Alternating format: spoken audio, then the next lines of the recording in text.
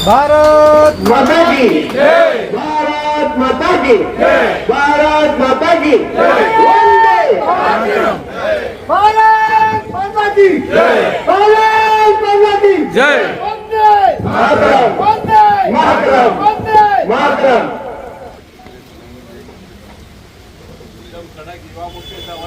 मैंने आह्वान किया है कि हो सके तो घरगुती गणेशोत्सव में कम ही सही लेकिन असली फूल लीजिएगा ताकि अपने राज्य के किसानों का फायदा हो।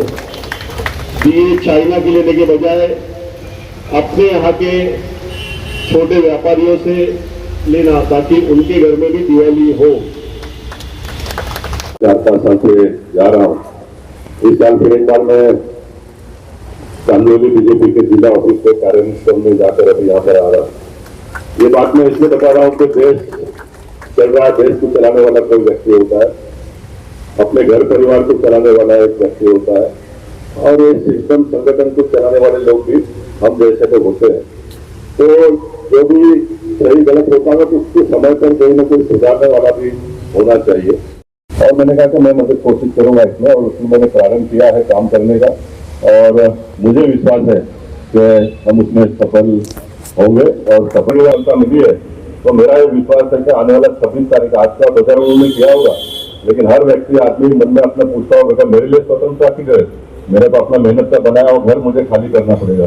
तो 26 जनवरी को सही गणेश प्रजातंत्र दिवस जो होता है वो मनाएगा तो उसको लगेगा कि ये मेरे लिए भी है करके। मैं सभी को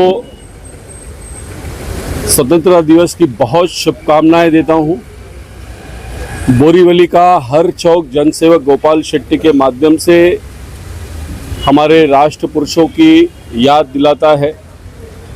डॉक्टर श्यामा प्रसाद मुखर्जी जिन्होंने इस देश के लिए बलिदान दिया, बिना परमिट के जम्मू कश्मीर में प्रवेश किया, जिन्होंने कहा इस देश में 2 विधान 2 निशान 2 प्रधान नहीं चलेंगे और आज हमारे प्रधानमंत्री नरेंद्र मोदी जी ने वो करके दिखाया।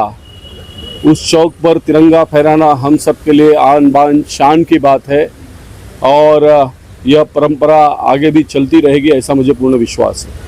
स्वदेशी को जिस तरह से आज लाल किले से पीएम मोदी जी ने इसको लेकर आप क्या कहना? इस देश को मजबूत करने के लिए हमारे प्रधानमंत्री नरेंद्र मोदी जी ने वोकल फॉर लोकल की बात की। हम छोटे छोटे बातों से अपने देश के किसानों को, अपने देश के मजदूरों को, अपने देश की अर्थव्यवस्था को मजबूत कर सकते हैं। त्योहारों का समय आ रहा है, हम खादी का कपड़ा खरीद सकते हैं, हम प्लास्टिक के बदले ओरिजिनल फूल का वापर कर सकते हैं, हम दिए अपने लोगों से खरीद सकते हैं, हम चाइनीज लाइट के बदले 4 दिए ज़्यादा लगा सकते हैं, हम अपने आसपास के व्यापारियों से सामान खरीद कर सकते हैं और ऐसा करके हम अपने देश को मजबूत करेंगे। तो हम सब ने आज बोरीवली में उस काम की शुरुआत करने का प्रण लिया है।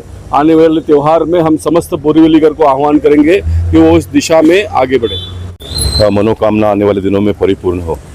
स्वतंत्रता दिवस के अवसर पर जब मैं देखता हूं तो मेरे मन में भाव आता है कि ये स्वतंत्रता कैसे मिली, ये स्वतंत्रता को हम कैसे टिकाए और ये स्वतंत्रता को अगर टिकाना है तो देश के हर नागरिक को अपने स्वतंत्रता का अधिकार मिलता है या नहीं मिलता है, ये देखने का हम सबका काम है।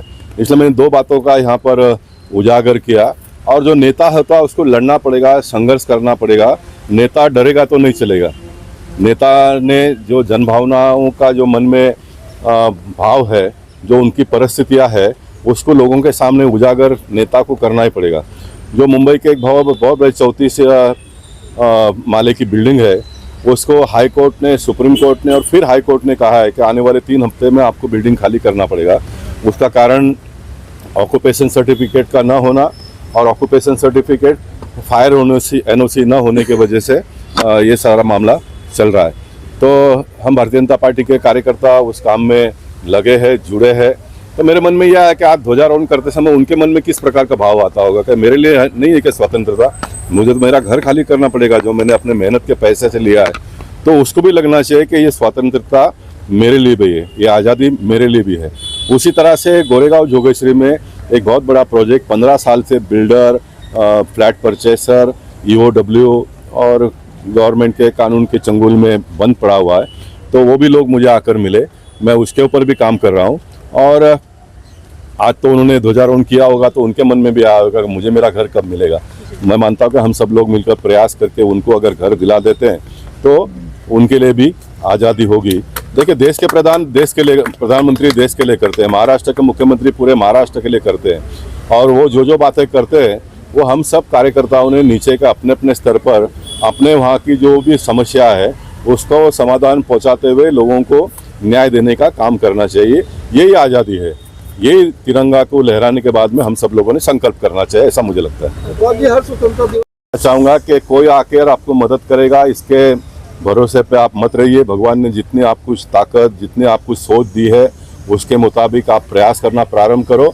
लोग जुड़ते जाएंगे और कारवा बनते जाएगा, और फिर जो भी गलत करने वाले हैं वो भागेंगे और सही करने वाले मैदान में आ जाएंगे।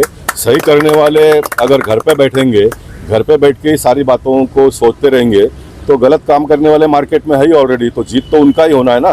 तो अगर हमारा जीत होना है तो आपको घरदार छोड़कर मार्केट में निकलना पड़ेगा, लोगों के साथ में जुड़ना पड़ेगा, लोगों के विषयों को लेकर संघर्ष करना पड़ेगा, तो ही लोगों को आज़ादी मिलेगी।